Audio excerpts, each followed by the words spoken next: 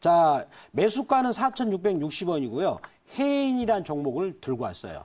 자, 그러면 해인을 이 시점에서 들고 온 부분이 이제 대해서 많은 시청자님들께서 의아하게 생각할 수가 아마 계실 분들이 많을 겁니다. 왜 그러냐면 북한에서 지금 미사일을 지난번에 이제 계속 쏘아대고 있고 더군다나 이제 미사일을 쏘면서 가만히 있는 게 아니라 현재 협력자적으로 도와주고 있는 현재 문재인 정부에 대해서 굉장하게 날선 그런 비판을 하고 있는 것이죠. 자, 그럼에도 불구하고 왜 여기서 남북 경협주인 해인을 들고 왔는가? 해인 같은 경우는 어차피 그 남북 경협에 관련된 자원 개발주죠. 즉 앞으로 남북이 이제 경제 협력으로 갔을 때 해인이 갖고 있는 건설 중장비를 가지고 자원을 캔다 그래가지고 자원 개발주로 분류가 돼서 거기서 주가도 모멘텀으로 올라가고 있어서 이 종목을 들고 왔는데, 자, 그렇다면 남북 경협주에 대해서 여러분들한테 새로운 시각을 가지고 한번 설명을 드리도록 하겠습니다. 자, 칠판을 보시면 설명 드리는데요. 이 지금 우리 지난번에 남북 경협주가 우리 코스피 지수의 저점 라인 이제 그게 날짜가 8월 6일이었죠.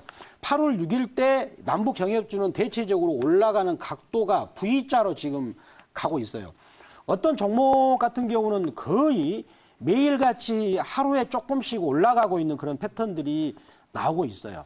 그래서 그 패턴을 보면은 누군가 저점에서 계속해서 매집을 하는 그런 패턴을 만들어가지고 가고 있다는 것이죠. 그렇다면 지금 뭐 정보력이 뛰어난 그런 매집 세력 입장에서는 남북 경협에 대한 어떤 고급 정보가 있지 않겠는가라고 추정을 해보는데, 저 같은 경우는 이번에 북한에서 미사일을 쏘고 있는 역설에 대해서 제가 한번 설명을 드리겠습니다. 자, 북한에서 미사일을 왜 쏘고 있는가? 저는 이것을 색다른 시각에서 한번 살펴보겠는데요. 자, 먼저 그 트럼프 입장에서 한번 보겠습니다.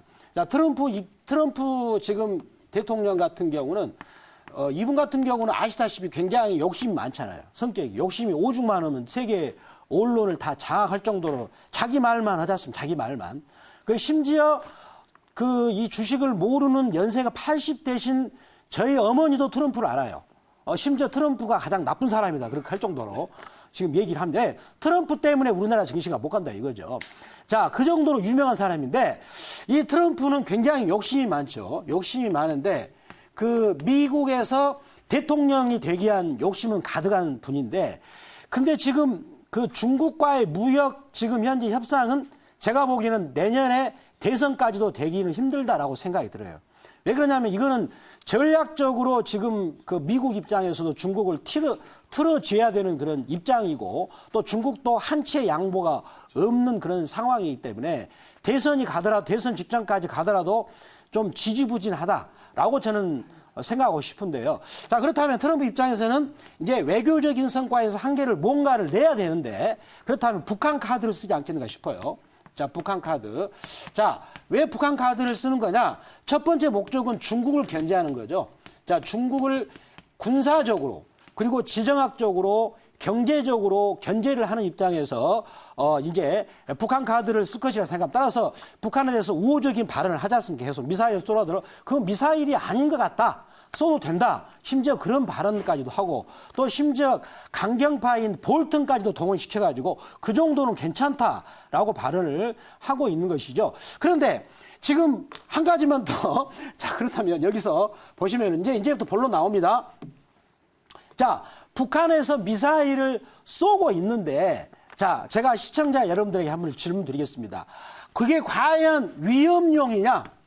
위협하는 것이냐?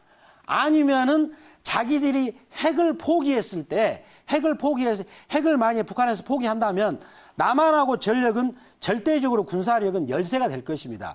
그런 열세를 자기들이 핵을 포기했을 때 만회하기 위해서 그런 무기를 강화시키는 그런 전략으로도 볼 수 있다라고 저는 분석이 됩니다. 즉, 그 말 속에는 미사일을 쏘는 역설은, 즉 북한에서 비핵화를 할 수 있는 의사가 지금 암묵적으로 숨어 있다라고 놓고 볼 수 있다는 거죠. 그렇기 때문에 지금 남북 경협주들은 북한에서 미사일을 계속 쏘고 있음에도 불구하고 주가가 올라가고 있다라고 저는 말씀드리겠는데, 시간상 부족해서 이 정도까지 설명드리고 전문가님들의 질문을 받도록 하겠습니다. 질문 주세요. 네, 제가 질문 한번 해보겠습니다. 지금 이제 말씀하신 의도는 충분히 알겠어요. 네. 근데 이제 그 최근에서 사실 좀 우려가 되는 게 뭐냐면 네. 미국과 북한은 정말 사이가 좋습니다. 그렇죠. 그렇죠. 지금도 이제 뭐 한미연합훈련이 끝나고 나면은 네. 북미 대화가 될 거라는 것은 거의 뭐 기정사실화 돼 있기 때문에 네네네. 사실 뭐 상당히 좋게 볼 수가 있는데 네. 지금 이번엔 같은 경우도 지금 그 한국 패싱을 네. 굉장히 심하게 좀 하고 있고 또 엊그제 이 그 북한의 대남 공식 기구가 한 이야기도 보면은 네네.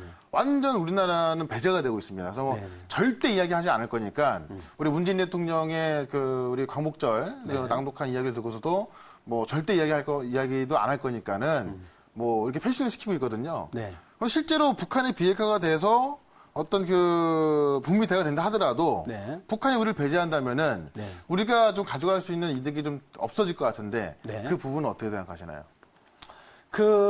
지금 지난번에 4월 달에도 북한이 우리나라를 비난을 했었거든요. 네. 그런데 그때 당시에 우리나라 국정원장하고 북한 통전부장이 판문점에서 비밀리에 만났습니다. 네. 그래서 북한에서는 겉으로는 그런 척 하면서 비난을 하는 이제 의도가 네.